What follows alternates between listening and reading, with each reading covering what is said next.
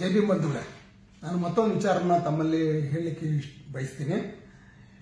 ಮೊನ್ನೆ ನಡೆದಂಥ ಈ ಸಮಾವೇಶವನ್ನು ದೊಡ್ಡ ಪ್ರಮಾಣದಲ್ಲಿ ಸಂಘಟಿಸಿ ಕಾಂಗ್ರೆಸ್, ಬಿಜೆಪಿ ಮುಂತಾದ ಯಾವುದೇ ಮನುವಾದಿ ರಾಜಕೀಯ ಪಕ್ಷದಲ್ಲಿ ಭಾಗಿಯಾಗದೇ ಇರೋರು, ಕನೆಕ್ಷನ್ ಇಲ್ದಿರೋರು ನಾವೆಲ್ಲ ಸೇರಿ ಇದನ್ನ ನಮ್ಮ ಜನರ ಪರವಾಗಿ ಒಳ ಮೀಸಲಾತಿ ಜಾರಿಗಾಗಿ ಪ್ರಾಮಾಣಿಕವಾಗಿ ಭದ್ರಾಗಿರ್ತಕ್ಕಂಥವ್ರು ಅಷ್ಟೇ ಸೇರಿ ಮಾಡೋಣ ಅಂತ ಹೇಳಿ ಒಂದು 2-3 ತಿಂಗಳಿಂದ ಪ್ರಯತ್ನ ನಡೆದಿದೆ.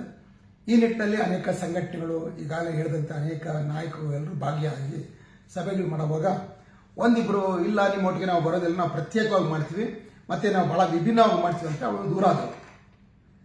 ಈಗ ಆ ನಾಯಕರು ಆ ಹೋರಾಟವನ್ನು ಆರಂಭಿಸಿದ್ದಾರೆ.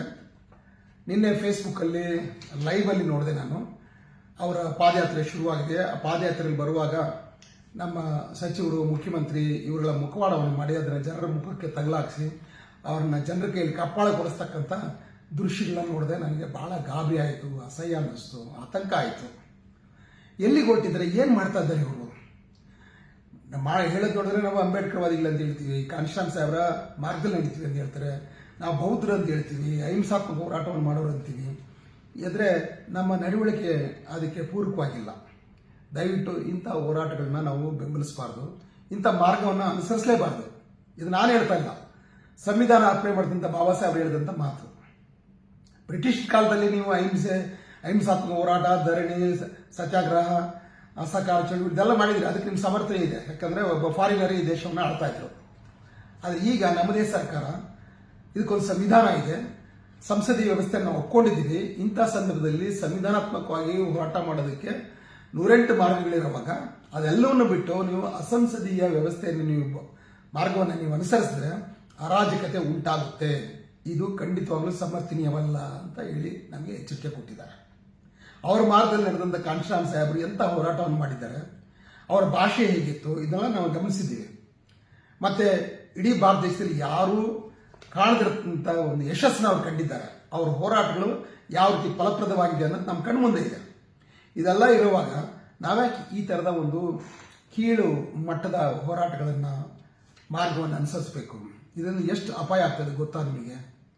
ಇದೇ ರೀತಿ ಜನಗಳನ್ನ ಕೆರಳಿಸಿ ಅವ್ರನ್ನ ವಿಪರೀತವಾದ ಹೋರಾಟಕ್ಕೆ ಹಚ್ಚಿ ಅಲ್ಲಿ ಲಾಠಿ ಚಾರ್ಜು, ಗೋಲಿಬಾರ್ ಆಗಿರ್ತಕ್ಕಂಥ ಅನೇಕ ಘಟನೆಗಳನ್ನು ನೋಡಿದ್ದೀವಿ. ನಾಯಕರಿಗೆ ಒಂದು ಪ್ರಚಾರ ಸಿಗುತ್ತೆ, ಅದೊಂದು ಹೀರೋಯಿಸಮ್ ಥರ ಇರುತ್ತೆ. ಅವ್ರಿಗೆ ಪ್ರಚಾರ ಸಿಗೋದ್ರಿಂದ ಅವ್ರು ದೊಡ್ಡ ನಾಯಕ ಇರ್ತಾರೆ, ದೊಡ್ಡ ಪ್ರಮಾಣದಲ್ಲಿ ಪ್ರಚಾರ ಸಿಗುತ್ತೆ. ನಾಳೆ ಅವ್ರ ಮುಂದೆ ಯಾವುದೇ ಪಕ್ಷದಲ್ಲಿ MLA MP ಆಗ್ತಕ್ಕಂಥ ಅವಕಾಶಗಳು ಇರುತ್ತೆ. ಆದರೆ ಅವ್ರ ಜೊತೆಯಲ್ಲಿ ಹೋಗಿ ಕಷ್ಟ ಅನುಭವಿಸಿದವರು, ಲಾಠಿ ಏಟು, ಬೂಟ್ ಏಟು ತಿಂದವರು, ಜೈಲುವಾಸ ಅನುಭವಿಸಿದ್ರು, ಅವ್ರ ಕಥೆ ಏನು?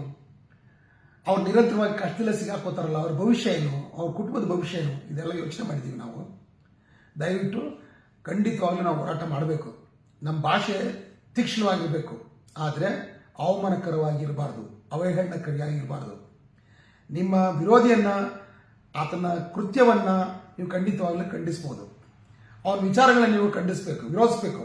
ಆದರೆ ಆ ವ್ಯಕ್ತಿನಲ್ಲ, ಮನುಷ್ಯನ ವಿರೋಧಿಸಬಾರ್ದು. ಮನುಷ್ಯ ಮಾಡಿದಂಥ ಕೃತ್ಯಗಳನ್ನ ಸರಿ ಇದ್ರೆ ಮೆಚ್ಕೊಳ್ರಿ, ಕೆಟ್ಟದಾಗಿದ್ರೆ ವಿರೋಧಿಸ್ರಿ, ಅವ್ರ ಭಾಷೆ ಕೆಟ್ಟದಾಗಿದ್ರೆ ಖಂಡಿಸ್ರಿ, ಆದರೆ ವ್ಯಕ್ತಿಯನ್ನು ಖಂಡಿಸ್ತಕ್ಕಂಥ ಕೆಲಸವನ್ನು ಮಾಡಬಾರ್ದು.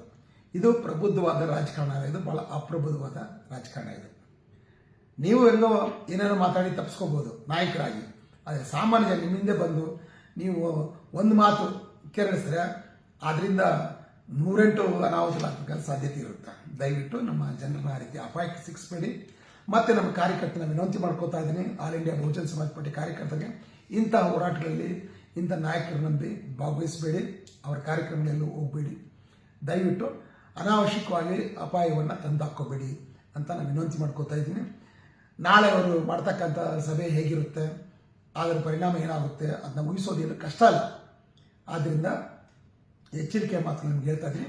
ಈ ಹೋರಾಟಕ್ಕೆ ನಮ್ಮ ಪಾರ್ಟಿ ವತಿಯಿಂದ ನಾವು ಬೆಂಬಲ ಯಾರಿಗೂ ಕೊಡೋದಿಲ್ಲ, ಅಂಥ ಹೋರಾಟಕ್ಕೆ ಯಾವ ಕಾಲದಲ್ಲೂ ನಾವು ಬೆಂಬಲಿಸೋದಿಲ್ಲ. ಆದ್ದರಿಂದ ಕಾರ್ಯಕರ್ತರು ಸಹಿತ ಅಷ್ಟೇ ಜಾಗೃತರಾಗಿ ಇಂಥ ಹೋರಾಟಗಳಿಂದ ದೂರ ಇರಬೇಕಂತ ವಿನಂತಿ ಮಾಡ್ಕೊತಾ ಇದ್ದೀನಿ. ಜೈ ಭೀಮ್.